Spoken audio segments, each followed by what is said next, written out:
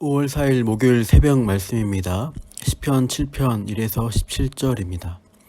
의로우신 재판장이신 하나님이라는 제목으로 말씀을 전하겠습니다.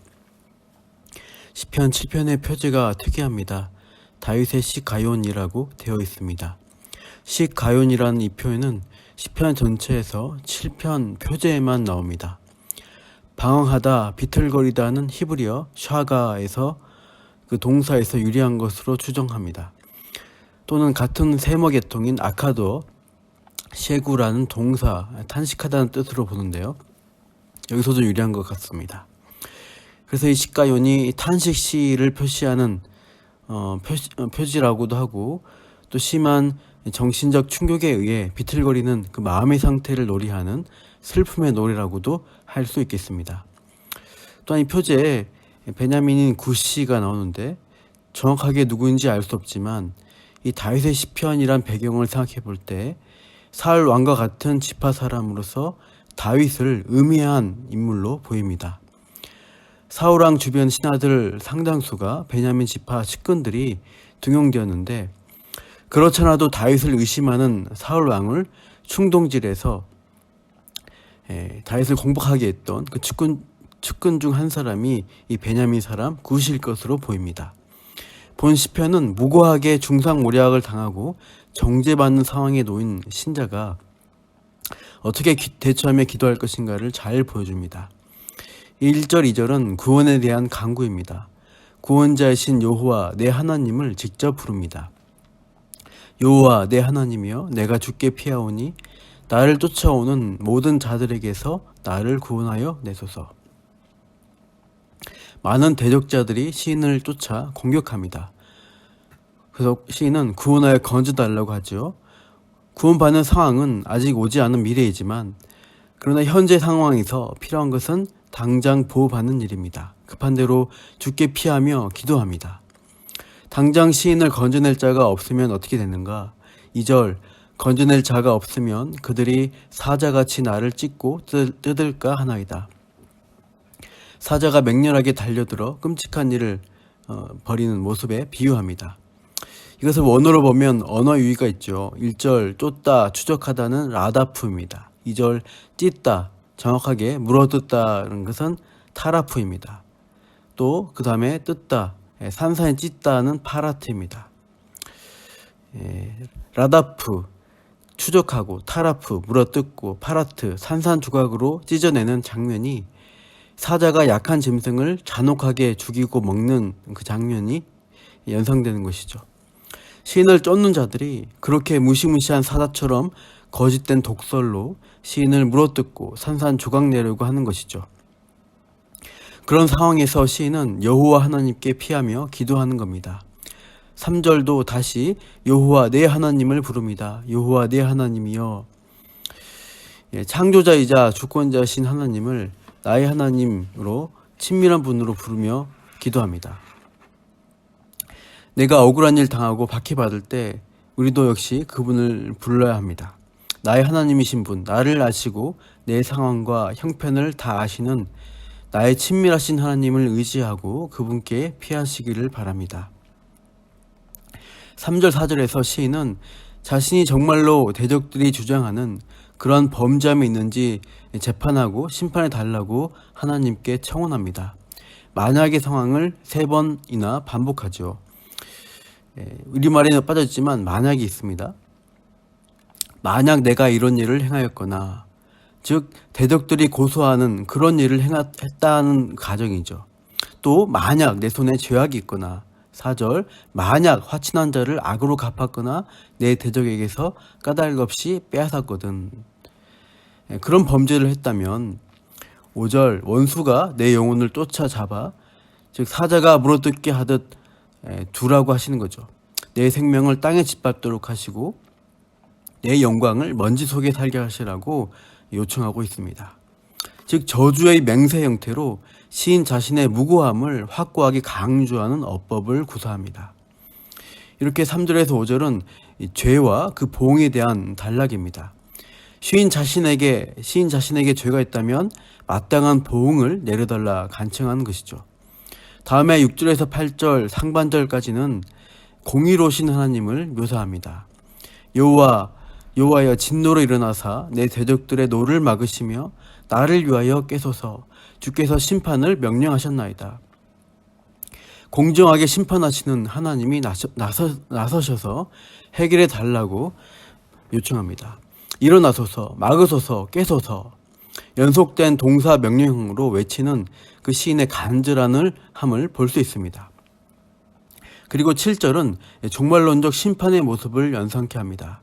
민족들을 모아 심판을 행하시는 그 높은 자리로 돌아오도록 구합니다.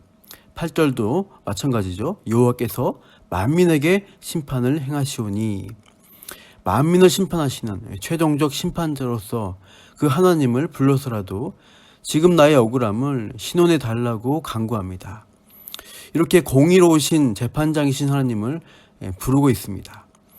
그런데 이 시편 7편은 동심원 구조입니다. 가운데 단락을 중심으로 비슷한 단락들이 둘러싼 형태를 취합니다.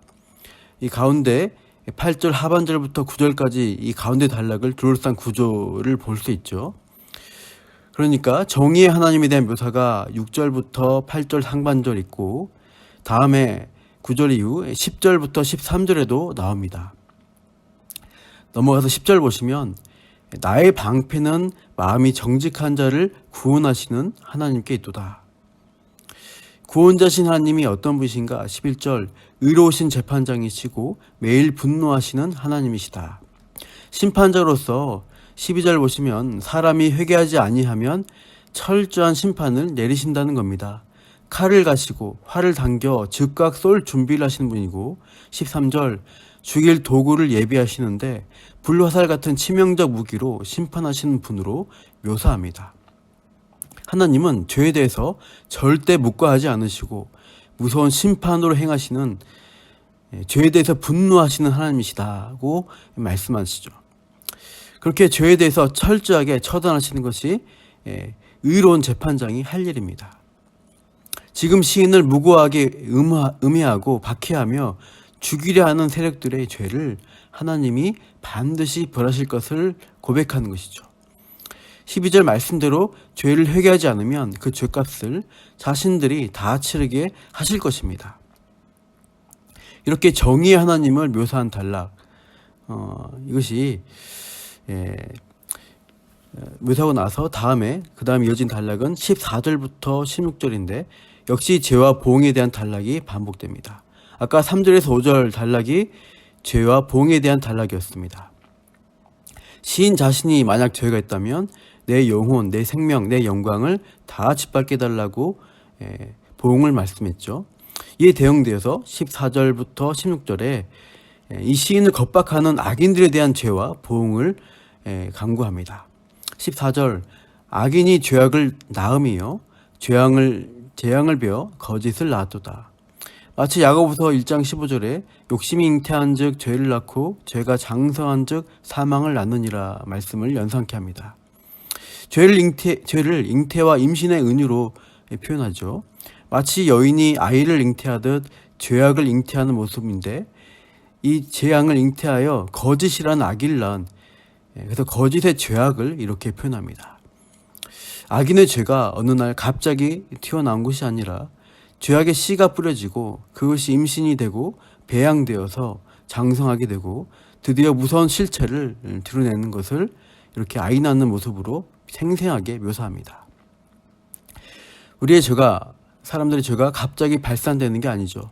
평소에 거짓과 미움, 시기와 질투에 악한 마음을 품고 있다가 열매를 맺어서 결국 죄악의 열매를 드러내기 시작하는 겁니다.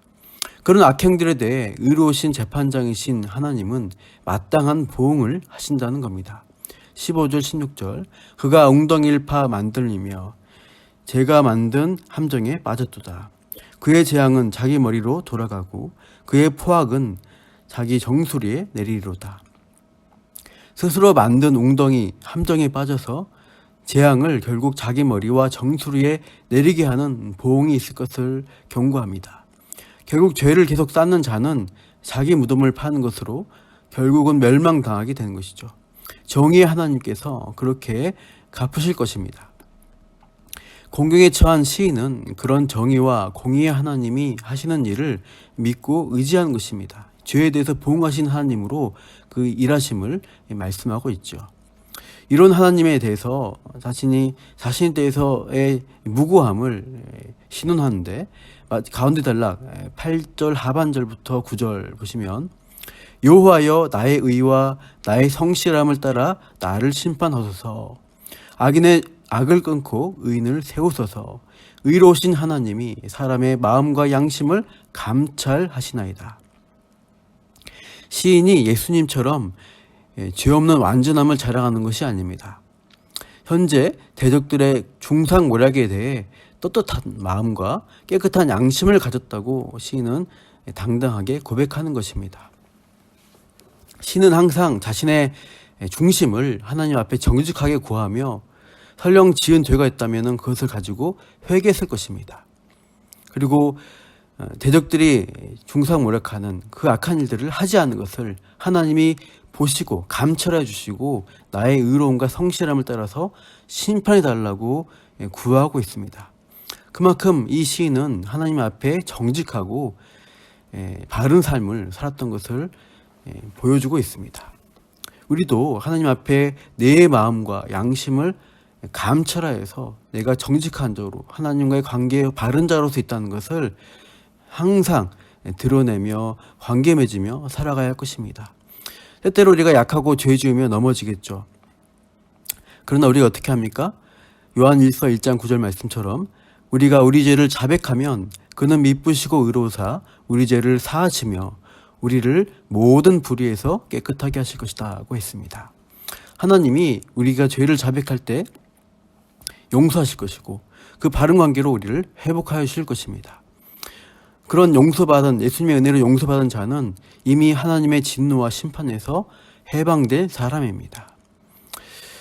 요한복음 5장 24절 내가 진실로 진실로 너희에게 이르노니 내 말을 듣고 또 나 보내신 이를 믿는 자는 영생을 얻었고 심판에 이르지 아니하나니 사망에서 생명으로 옮겼느니라.